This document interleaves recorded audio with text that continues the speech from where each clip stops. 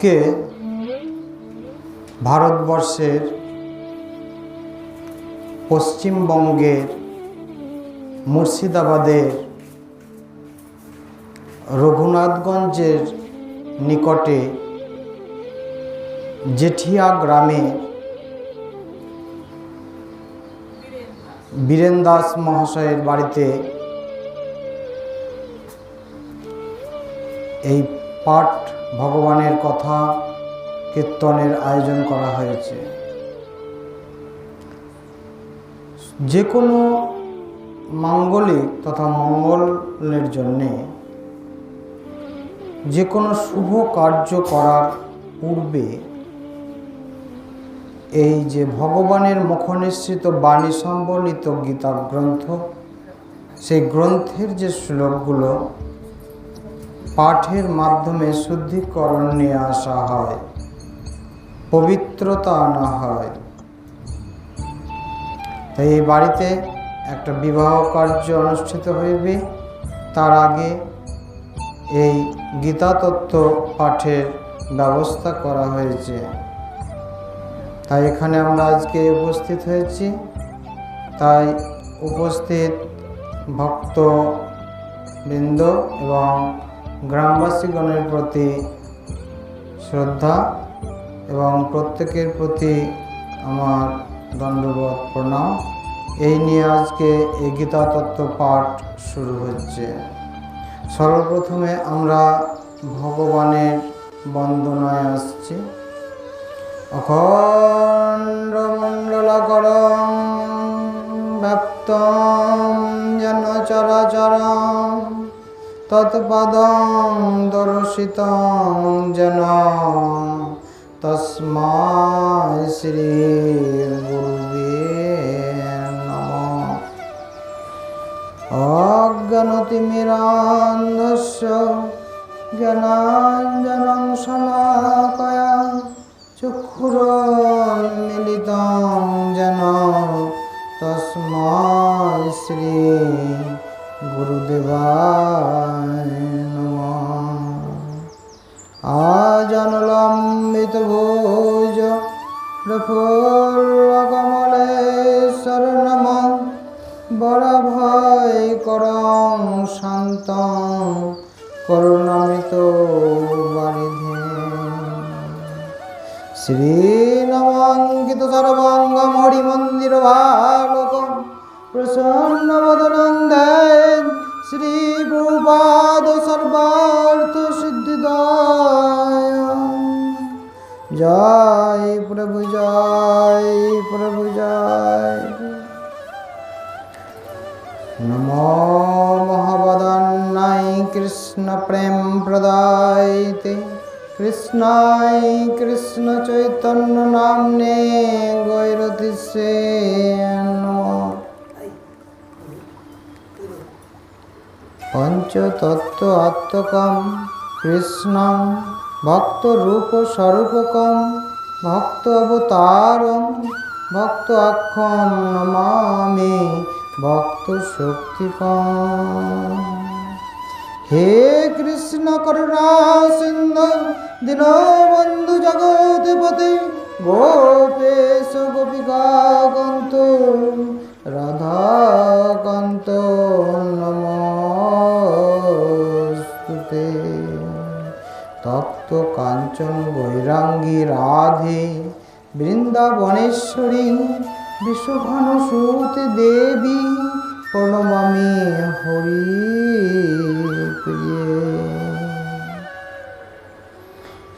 ওম বৃন্দায় তুলসী দেবায় প্রিয়ায় কেশবস্য চ বিষ্ণু ভক্তি প্রদে দেবী সত্যবতে নমো নমঃ। বাঞ্ছা কল্পতরুভ্যশ্চ কৃপা সিন্ধুভ্য এব চ পতিতানাং পাবনেভ্যো বৈষ্ণবেভ্যো নমো নমঃ। হরে নমঃ, হরে নমঃ, হরে নমঃ কেবলম কলয়না নাস্তেব নাস্তেব নাস্তেব গতির অন্যথা। হরে কৃষ্ণ কৃষ্ণ কৃষ্ণ হরে হরে, হরে রাম রাম রাম হরে হরে। জয় প্রভু জয় প্রভু জয়। শ্রীমদ্ ভগবত গীতা, ভগবান শ্রীকৃষ্ণের মুখ নিঃসৃত বাণী, আমাদের ধর্মগ্রন্থ, সনাতন ধর্ম। সেই সনাতন ধর্মের আদি ধর্ম সনাতন ধর্ম, সেই সনাতন ধর্মের যে শ্রেষ্ঠ ধর্মগ্রন্থ সেটাই হচ্ছে গীতা গ্রন্থ। তাহলে গীতা হচ্ছে ভগবানের মুখ নিঃসৃত বাণী। ভগবান শ্রীকৃষ্ণ স্বয়ং বলছেন, ইমং বিবস্বতে যোগম প্রক্তবান অহম অব্যয়ম বিবস্বান মনবিপ্রাহ মনুরীক্ষা কবি ব্রবী। এই গীতা তত্ত্ব ভগবান শ্রীকৃষ্ণ বলছেন, এই গীতা তত্ত্ব তিনি আজ থেকে কোটি কোটি বছর পূর্বে সর্বপ্রথমে সূর্যদেবকে বলেছিলেন। সূর্যদেব তার পুত্র মনুকে বলেছিলেন, মনু তার পুত্র ইক্ষ্বাকুকে বলেছিলেন। পুরো ঘটনাটাই ছিল মৌখিকভাবে, লিখিত আকারে ছিল না। পরবর্তীতে ইক্ষ্বাকু আর কাউকে এই গীতা তত্ত্ব না বলায় গুরু শিষ্যের পরম্পরা ছিন্ন হয়ে যায়। তাই গীতা আমাদের কাছ থেকে হারিয়ে যায়। তাই পরম দয়ালু প্রভু ভগবান শ্রীকৃষ্ণ নাম নিয়ে দাপরে অবতীর্ণ হলেন। কুরুক্ষেত্রের রণাঙ্গনে অর্জুনের মাধ্যমে তিনি পুনরায় সেই গীতা তত্ত্ব বললেন মানুষদের জন্যে। সেই গীতা তত্ত্ব সঞ্জয় শ্রবণ করলেন।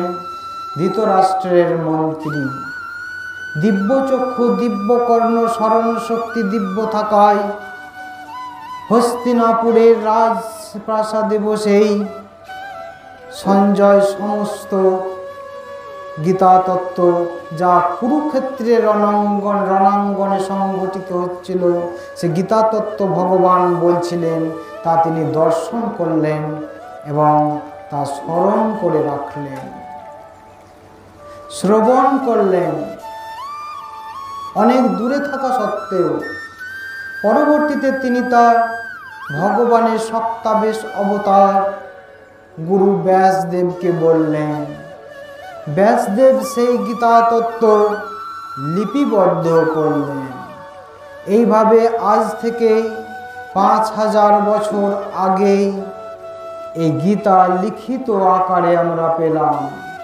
পূর্বে তা মৌখিকভাবে ছিল। সেই গীতা তত্ত্ব আজকে আমরা অভয়াচরণার বৃন্দের কৃপায় সংস্কৃত ভাষা থেকে বাংলা ভাষায় পেলাম। ব্যাসদেব যেটা লিখেছিলেন সেটা সংস্কৃত ভাষায়, কিন্তু অভয়াচরণার বৃন্দ কি করলেন? তিনি সেই গীতা সংস্কৃত ভাষা থেকে বাংলা ভাষায় রূপান্তরিত করলেন। তাই আজকে অভয়াচরণার বৃন্দের কৃপায় আমরা এই গীতা তত্ত্ব বাংলা ভাষায় পেয়েছি। তিনি মায়াপুরে সেই প্রেস স্থাপন করলেন, যার ফলে আজকে গীতা আমরা সেখানে ছাপানো হওয়ার ফলে পেলাম। এইভাবে এই পুরো ব্যাপারটা আজকে আলোচিত হলো। তাহলে গীতা কোনো সাধারণ মানুষের লিখিত গ্রন্থ নয়, স্বয়ং ভগবানের সত্তাবেশ অবতার ব্যাসদেব তা লিখেছেন। গীতা কোনো সাধারণ গ্রন্থ নয়, স্বয়ং ভগবান শিখর শ্রীকৃষ্ণের মুখ নিঃসৃত বাণী। গীতা হচ্ছে গীত উপদেশ। সুষ্ঠু সমন্বয়ভাবে বেঁচে থাকার জন্যে, শান্তি শৃঙ্খলা স্থাপনের জন্যে, নীরব শরীর গঠনের জন্যে, কুসংস্কার মুক্ত সমাজ গঠনের জন্যে ভগবান শ্রীকৃষ্ণ এই গীতার উপদেশগুলি বললেন। তাই গীতার আরেকটা নাম হচ্ছে গীত উপদেশ। তাই আমাদের প্রত্যেকটা মানুষের কর্তব্য হচ্ছে এই গীতার উপদেশগুলো জেনে নেওয়া। তাই আজকে যে যুবক যুবতীগণ পড়াশোনার মাধ্যমে সময় অতিবাহিত করছো, তার ফাঁকে ফাঁকে গীতা গ্রন্থটা পড়ে উপদেশগুলো জেনে নেবে। তবেই তো সমাজ গঠন করতে পারবে, তবেই তো নীরব শরীর হবে, শান্তি শৃঙ্খলা বজায় হবে, বাবা মা পরিবার পরিজন পরিবেশের মানুষদেরকে উদ্ধারের রাস্তা বলতে পারবে। শিক্ষিত মানুষ যিনারা আছেন, মাস্টার মশাই আছেন, প্রফেসর আছেন, ডাক্তার আছেন, আরও সমাজের মরল মাতব্বর আছেন, আরও যিনারা বয়োজ্যেষ্ঠ শিক্ষা অর্জন করেছেন, পড়াশোনা জানেন, প্রত্যেককে আমি বলছি, আপনারা যতদিন পর্যন্ত এই গীতা গ্রন্থ পড়বেন না, ততদিন পর্যন্ত আপনারা সমাজের ব্রাহ্মণ শাসিতভাবে আপনারা থাকবেন।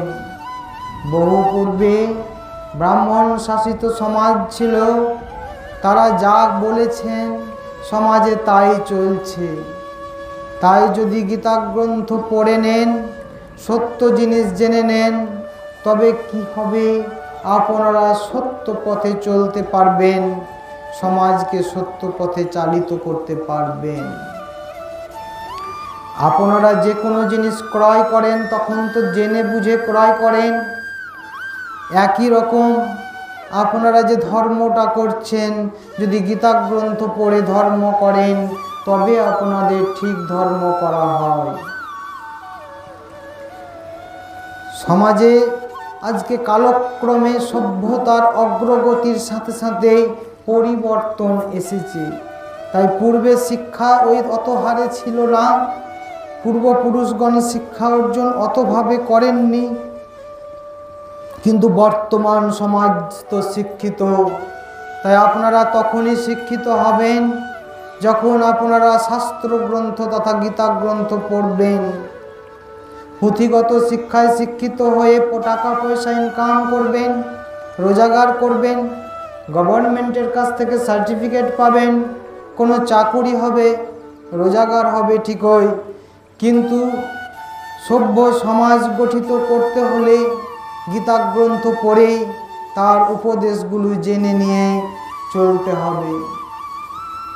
বাবা মায়েরা তো মানুষ করেছেন ছেলে মেয়েদেরকে, ওনারা পড়াশোনা জানেন না অনেকেই, কিন্তু ছেলে মেয়েদের কর্তব্য হচ্ছে গীতা গ্রন্থ পড়ে সত্যটা জেনে বাবা মায়েদের উদ্ধারের ব্যবস্থা করা।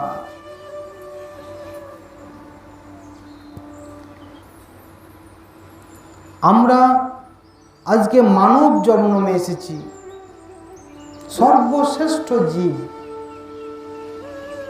মানব, বুদ্ধিমান জীব। এর আগে আমরা যে জীবে ছিলাম, সেই জীবে থাকার সময় আমরা কোনো কথা বলতে সেইভাবে পারিনি। ভগবানের শরীরে আমরা সর্বপ্রথমে ছিলাম। ভগবানের শরীর থেকে একটা কণা রূপে আমরা বেরিয়েছি। তারপরে জলজা নবলক্ষানি স্থবরা লক্ষ বিংশতি ক্রিময় রুদ্র সংখ্যকা পক্ষিণাং 10 লক্ষকা ত্রিংশ লক্ষানি পশবশ্চা চতুর্লক্ষানি মানুষা। এই 9 লক্ষ বার আমরা জলের জীব হয়েছি, 20 লক্ষ বার গাছপালাতে আমাদের জন্ম হয়েছে, মৃত্যুও হয়েছে, 11 লক্ষ বার কৃমিকীট তথা পোকা আমরা হয়েছি, 10 লক্ষ বার পাখি হয়েছি, 20 লক্ষ বার আমরা 30 লক্ষ বার আমরা পশু হয়েছি এবং 4 লক্ষ বার বনের মানুষ, এসব অসভ্য বিকলাঙ্গ মানুষ হয়েছি। এই 84 লক্ষ বার জীবনে আমাদের কোনো জ্ঞান গরিমা বুদ্ধি অত ছিল না। তাই আমরা যখন ভগবানকে বললাম যে আমাদেরকে সত্য জ্ঞান সভ্যতা সম্বন্ধে আমাদেরকে জানাবার জন্যে, তখন ভগবান কি করলেন? আমাদেরকে মানব জন্মটা দিলেন। তাই মায়ের গর্ভে আমরা যখন ছিলাম, আমাদের 7 মাস বয়স, তখন আমরা ভগবানকে পুনরায় ডাকলাম। তাই ভগবানের সঙ্গে তখন আমাদের দেখা হয়েছে, তখন আমরা ভগবানকে কথা দিয়েছি, কৃষ্ণ ভজিব বলিয়া কৃষ্ণকে কথা দিয়ে আসিলাম, আসিয়া ভুলিয়া গেলাম এই মায়াবদ্ধ সংসারে পড়িয়া। জ্বালাময় এই সংসার দাউ দাউ করে জ্বলছে, অনলে অনল পড়ছে, অপরাধ ছেড়ে লও কৃষ্ণ নাম, অনলে পড়িবে জল। তাই আমরা সেই সময় কথা দিলাম, 7 মাস বয়স মায়ের গর্ভে, যে ওখানে গিয়ে আমরা তোমারই সেবা পুজো করব। ভগবান আমরাকে সেই মতো এখানে পাঠিয়ে দিয়েছেন, জন্ম হয়ে গেছে। জন্মের সঙ্গে সঙ্গে আমরা কালের প্রভাবে সমস্ত কিছু ভুলে গেছি। তাই ভগবান কি বললেন? ওখানে আমার শুদ্ধ ভক্ত আছে, আর আমি গীতা গ্রন্থ নিজে লিখে রেখে এসেছি। তুমি ওই শুদ্ধ ভক্তের সঙ্গ করো, দিয়ে জেনে নাও, আর গীতা গ্রন্থ পড়ে জেনে নাও। যিনারা পড়তে পারবেন না, ওনাদের শ্রবণ করার কথা বলেছেন। শ্রবণং কীর্তনং বিষ্ণু শরণং পাদসেবনং অর্চনং বন্দনং দাস্যং সক্ষম আত্মনিবেদনং। এই নববিধা ভক্তির প্রথমে বলেছেন শ্রবণ। কার কাছ থেকে শ্রবণ? শুদ্ধ ভক্তের মুখ থেকে শ্রবণ করার কথা বলেছেন। তত্ত্ববেত্তা তত্ত্ববিদের কাছ থেকে শ্রবণ করার কথা বলেছেন। গীতা তত্ত্ব যিনারা জানেন না লেখাপড়া, ভগবান বললেন দিয়ে তোমার বাড়ি তুমি পুনরায় ফিরে চলে এসো। তাহলে আজকে আমরা ভগবানের সন্তান। কারণ ভগবান আমরা কে? আমরা হচ্ছি ভগবানের সন্তান। কারণ ভগবান গীতায় বলছেন সর্বজনীষু কন্তেয় মূর্তেয় সম্ভবন্তি যা তাসাং ব্রহ্ম মহৎ জনিরাহং বীজং প্রদপিতা। মানে যে সমস্ত জনিতে জীব উৎপন্ন হয় তার বীজ প্রদানকারী পিতা আমি, ভগবান বলছেন। তাহলে আমাদের পিতা হচ্ছে জগৎ পিতা, তিনি হচ্ছেন ভগবান সৃষ্টিকর্তা। একটা কণা রূপে আমাদের হৃদয়ে অবস্থান করছেন। ভগবান বলছেন আমি বীজ প্রদানকারী পিতা। দেখবেন মায়েরা কখন সন্তান গর্ভে এসেছে সেই দিনটা তারিখটা জানেন না। যেটা জন্মদিন আমাদের পালন হয় সেটা তো ভূমিষ্ঠ হওয়ার, কিন্তু জন্ম তো হয়েছে তারও অনেক আগে মায়ের গর্ভে। কিন্তু ভগবান জানেন যে কবে জন্ম, কবে তিনি বীজ দিয়েছেন, সেটা একমাত্র ভগবান জানেন। যা লিখিত আকারে কেউই আপনার কবে জন্ম হয়েছে জানবেন না।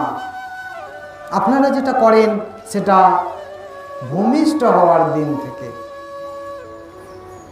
তাহলে আমাদের পিতা একমাত্র জানেন যে কবে আমাদের জন্ম। পিতা বলতে আমাদের জগৎ পিতা ভগবান, একমাত্র তিনিই জানেন প্রত্যেকটা জীবের কবে জন্ম, কারণ বীজটা তিনিই দিয়েছেন। তাহলে আমরা আমাদের হৃদয়ে ভগবান আছেন। আপনার ভগবান কোথায় আছে বলুন? আমি আপনাদেরকে জিজ্ঞেস করছি, ভক্তিময়ী মা, ভক্তিমতী মাতা, আমার বাবারাকে আমি বলছি, আপনারা বলুন যা আপনাদের ভগবান কে? আমি বাবাদেরকে বলছি আপনারা একটু আগে আসুন, কারণ অসুবিধা হচ্ছে, এই আগের দিকে চলে আসুন, যে ফাঁকা জায়গা। তাহলে আপনার ভগবান কোথায় আছে এবং কে? আপনার ভগবান তো ভগবান শ্রীকৃষ্ণ, আপনারা জেনেই গেছেন, কিন্তু কোথায় আছেন? ভগবান বলছেন, ঈশ্বর সর্বভূতানাং হৃদ্দেশে অর্জুন তিষ্ঠতি, ভ্রাময়ন সর্বভূতানি যন্ত্র আরুরানি মায়া। সমস্ত জীবের হৃদয়ে আমি বসবাস করি। তাহলে আপনার ভগবান আপনার হৃদয়ে আছে, আর আপনি খুঁজছেন কোথায়? তীর্থস্থানে, চিত্রপটের মধ্যে, মন্দিরে, কিন্তু আপনার ভগবান কোথায় আছেন? আপনার হৃদয়ে। তাই ভগবান আর একটা শ্লোকে বলছেন, অহম আত্মা গুরাকেশ সর্বভূত আশ্রয় স্থিত, অহম আদিশ্চ মধ্যম চ ভূতানাম অন্ত এব চ। অহম আত্মা, ভগবান বলছেন আমি আত্মা। তাহলে আপনার হৃদয়ের মধ্যে যে আত্মা নাম নিয়ে ভগবান অবস্থান করছেন, সর্বভূতে মানে সমস্ত জীবে। আর কি করছেন? এই যন্ত্ররূপ শরীরটাকে মায়ার দ্বারা চালিত করছেন। মায়া কি? ভগবানকে বাদ দিয়ে যেগুলো, ভক্ত ভক্তি ভগবানকে বাদ দিয়ে যেগুলো, সেগুলো পুরোটাই মায়া। বাড়িঘর, জমি জায়গা, টাকা পয়সা, চাকুরি, ব্যবসা, ছেলে মেয়ে, স্বামী স্ত্রী, পিতা মাতা, সবই এগুলো পুরোটাই কিন্তু আপনার মায়া। তাই বলছেন এই যন্ত্ররূপ শরীরটাকে মায়ার দ্বারা চালিত করছেন। তাই আপনারা কি হয়েছেন? মায়ার দাস। তাহলে আপনাকে কি হতে হবে? ভগবানের দাস। আপনার উদ্ধার কিভাবে হবে? যদি আপনি ভগবানের দাস হতে পারেন। তাহলে আমাদের আত্মা, হৃদয়ের মধ্যে যে আছেন ভগবান আমাদের, সেই আত্মাটা কোথা থেকে এসেছে? ভগবানের শরীর থেকে।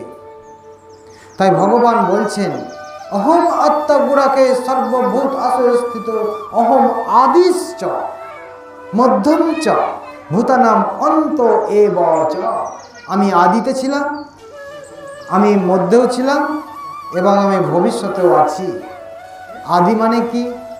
ভগবানের শরীর। তাহলে আত্মাটা কোথা থেকে এসেছে? ভগবানের শরীর থেকে এসেছে, একটা কণা রূপে এসে 84 লক্ষ জীবে দেহ ধারণ হয়েছে, জন্ম মৃত্যুর চক্র হয়েছে, 84 লক্ষ বারই মৃত্যু হয়েছে। জন্ম জ্বালা আর মৃত্যুর জ্বালা দুটোই ভোগ করতে হয়েছে। কতবার? 84 লক্ষ বার। তারপর সেই আত্মাটা মানে কণাটা ভগবানের শরীর থেকে যেটা এসেছে, সেটা আমাদের হৃদয়ের মধ্যে অবস্থান করছে। আচ্ছা বলুন তো, আজকে আত্মাটা আছে, আপনার শরীরের মধ্যে ভগবান আছে বলেই তো আপনার সুখ আছে। আপনারা অনেক কর্ম করে আসেন, অনেক কাজ করে আসেন, পরিশ্রম হয়ে যায়, খুব ক্লান্ত হয়ে যান, এসে কি করেন? ঘুমিয়ে যান। ঘুমালে কি পান? সুখ পান। ঘুমাবার সময় তো শরীরের কোনো দাম থাকে না। তাহলে আপনার সুখটা এলো কোথা থেকে? শরীর থেকে তো নয়, আত্মা থেকে। আত্মাটা তো ঘুমায় না। তাহলে আপনি ঘুমালে আপনার সুখ হচ্ছে, তার মানে সেই সময় তো শরীর অসার। তাহলে আপনার আনন্দ সুখটা এলো কোথা থেকে? আত্মা থেকে। তাহলে আপনি আনন্দ কোথা থেকে পাবেন? আত্মা থেকে। সুখ কোথা থেকে পাবেন? আত্মা থেকে। আপনারা ভুল বলছেন যে শরীর থেকে সুখ পাবেন, পাবেন না। দেখবেন, স্বামী স্ত্রীর কথা আমি বলছি। একটা স্বামী আছেন, স্ত্রী আছেন, ওনাদের মধ্যে তো একটা অটোমেটিক ভালোবাসা আছে, থাকবেই। তাহলে সেই সুন্দরী স্ত্রী তার রমণী খুব ভালোবাসে, খুব চলে, ভালো কথা। কিন্তু সেই স্ত্রীটা কি হলো, দৈব বিপাকে দুর্ঘটনাজনিত ব্যাপারে দেহ রেখে দিলেন বিছানা। তাহলে ওই স্ত্রী তো আছে, কোনো তো পরিবর্তন হয়নি। তাহলে সেই স্বামী সেই স্ত্রীকে আর আদর যত্ন করবেন না কেন? ওই শরীরটাই তো আছে, শরীরের কোনো জিনিস তো কোনো জায়গায় যায়নি। হাত আছে, পা আছে, মুখ আছে, সবই আছে, বিছানায় শুয়েও আছে। তাহলে সেই স্বামীটা আর বিছানায় শুবে না কেন? আদর যত্ন করবে না কেন? কারণ তার মধ্যে যে আনন্দ নেই, তার মধ্যে যে সুখ নেই। সুখটা কি, আনন্দটা কি? আত্মা, ভগবানের অংশাংশ। তাই ভগবানের অংশাংশ আত্মাটা যতক্ষণ আছে ততক্ষণ স্ত্রীর শরীরে সুখ আছে, আনন্দ আছে। আর যদি আত্মাটা বেরিয়ে যাচ্ছে, ওই শরীরটারই আর কোনো দাম থাকছে না। একই রকম একজন মানুষ তার ছেলেটা দেহ রেখেছে, তার পুত্রটাকে কোলে নিয়ে কাঁদছে। আর একজন সাধু পুরুষ চলে এসেছেন, উনি বলছেন আপনি কাঁদছেন কেন, শোক করছেন কেন? তখন উনি বলছেন আমার একমাত্র আমার সন্তান দেহ রেখেছে, বেঁচে নেই, বেঁচে নেই। আমি তো দেখছি তার সমস্ত কিছুই আছে, চোখ, নাক, মুখ, হাত সবই তো আছে, তাহলে শোকটা কিসে? উনি তো বলতে পারছেন না। সাধু বলে দিলেন, দেখো আত্মাতে সুখ, আত্মাতে আনন্দ। আজকে আত্মাটা বেরিয়ে গেছে, তাই আর সুখ নেই, আনন্দ নেই। তাই আমাদের প্রত্যেকেরই আজকে আপনি যে সুখ করছেন, আনন্দ করছেন, একমাত্র আপনার হৃদয়ে আপনার ভগবান আছে। তার এটাই হচ্ছে আত্মার স্বরূপ। জীবের স্বরূপ হয় কৃষ্ণের নিত্য দাস, কৃষ্ণের তটস্থ শক্তি ভেদ অভেদ প্রকাশ। তাহলে জীবের স্বরূপ হচ্ছে ভগবানের সে নিত্য দাস, আর শরীরটার আসল রূপ হচ্ছে কি? আত্মা। তাহলে আমি বলতে কে? আমি বলতে আমার শরীর নয়, আমি বলতে আমার আত্মা। তাহলে আমাদের ভুলটা কোথায়? আমরা আমি বলতে আমার শরীরকে বুঝি। তাই ভগবান বলছেন বাসাংসি জীর্ণানি যথা বিহায় নবানি গৃহান্নতি নরপরাণী তথা শরীরানি বিহায় জীর্ণান্নানি সহজাতি নবানি দেহি।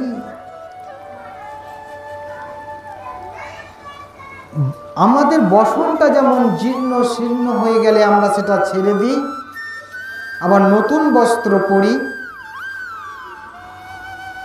একই রকম আমাদের দেহটাও, আত্মাটাও এই দেহটা ছেড়ে দেয়, আবার নতুন দেহ ধারণ করে। তাহলে বলুন, আপনারা যখন নতুন বস্ত্র পরিধান করেন তখন কি শোক করেন? তাহলে আপনারা নতুন বস্ত্র পরিধান করছেন তখন শোক করছেন না?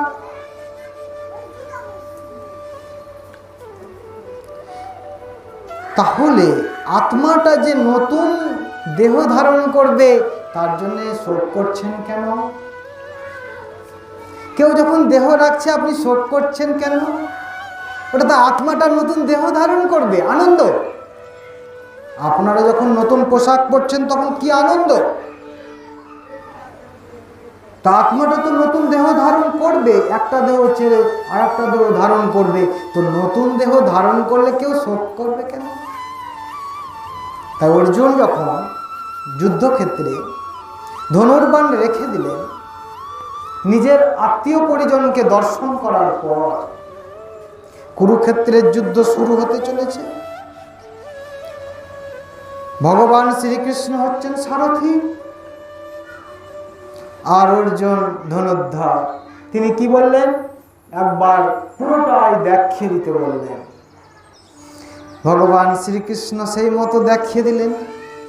দেখাবার পরে অর্জুনের শোক হয়ে গেল যে আমি যে পিতামহকে রাজা করব ভেবেছিলাম, আমি যে গুরু, আমার গুরু দ্রোণাচার্যকে আমার সমস্ত মন্ত্রার মন্ত্রী করব ভেবেছিলাম, সেই পিতামহ ভীষ্ম, সেই গুরু দ্রোণ আমার বিরোধী পক্ষে।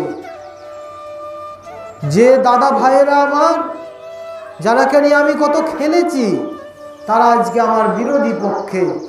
আমার আত্মীয় স্বজন যত সব আমার বিরুদ্ধে পক্ষে। তাহলে আমি এদেরকে মেরেই বা কী করব? একটা সত্য মানুষ, সৎ পুরুষ ভীষ্ম পিতামহ, তাকে আমি রাজা করব ভেবেছিলাম। সে তো বিরোধী পক্ষে, সে তো মারাই যাবে আমি যুদ্ধ করলে। কারণ আমার হাতে যে ধনুক, তার নাম হচ্ছে গান্ডীব। এই গান্ডীব ধনুক যদি আমি ধারণ করি, তবে অন্য কোনো যোদ্ধা আমাকে পারবে না। কৃষ্ণকে বোঝাচ্ছেন।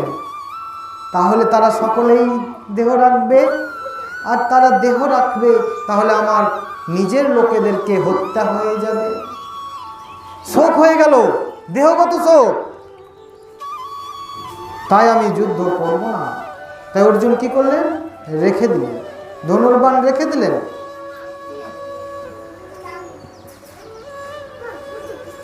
রেখে দেওয়ার পর কি হলো? ভগবান শ্রীকৃষ্ণ জিজ্ঞেস করছেন, কেন? অর্জুন বলছেন যে এই সমস্ত আমার পূর্বপুরুষ, এরা সকলেই মারা যাবে এবং তাদের আত্মাটা উদ্ধার পাবে না। উদ্ধার মানে কি? উদ্ধার কি জিনিস? আর মঙ্গলই বা কি? আমাদের হৃদয়ের মধ্যে আত্মা নাম নিয়ে যে ভগবান আছেন অংশাংশ রূপে, সেই আত্মাটাকে যদি আমরা ভগবানের শরীরের কাছে পৌঁছে দিতে পারি, ভগবানের ধামে পৌঁছে দিতে পারি, সেটার নাম উদ্ধার। সেটা আপনারাকেই করতে হবে। আপনার উদ্ধার অন্য কেউ করে দেবে না। আপনার বাবা, আপনার স্ত্রী, আপনার ছেলে মেয়ে কেউ করে দেবে না। তাহলে আপনার হৃদয়ে যে আত্মা নাম নিয়ে আপনার ভগবান আছে, মানে আপনি তো আত্মা, তাহলে তার উদ্ধার একমাত্র আপনাকেই করতে হবে। তাহলে তিনি ভগবান শ্রীকৃষ্ণকে বোঝাচ্ছেন যে এই সমস্ত কুলপুরুষগণ হত্যা হয়ে গেলে তাদের স্ত্রীগণ, মানে কুলবধূগণ ব্যভিচারী হয়ে যাবে। আর তার দরুন যে সন্তান হবে, সেই সন্তান হবে বর্ণা সন্তান, শঙ্কর সন্তান। এই বর্ণা সন্তানের দ্বারা, মানে শঙ্কর সন্তানের দ্বারা, মানে আমাদের কুলবধূগণ আমাদের কুলের, কিন্তু সেই পুরুষগুলো তো আমাদের কুলের হবে না। কৃষ্ণকে বোঝাচ্ছেন। তাই তাদের আত্মাটার যে পিণ্ডদান, সেটা হবে না। তার ফলে কি হবে? প্রেতাত্মায় পরিণত হয়ে যাবে। আত্মা মানে ভগবান, আর সেটা যদি দেহ না পায়, সেটা হয়ে যায় প্রেত। আমরা যাকে ভূত বলি সাধারণ কথা, কিন্তু আসলে ওটা ভগবান। আত্মাটা দেহ না পেলে কি হয়? প্রেত হয়ে যায়, ঘুরে বেড়ায়, দেহ পায়, তাই প্রেতাত্মা হয়ে যাবে বলছে।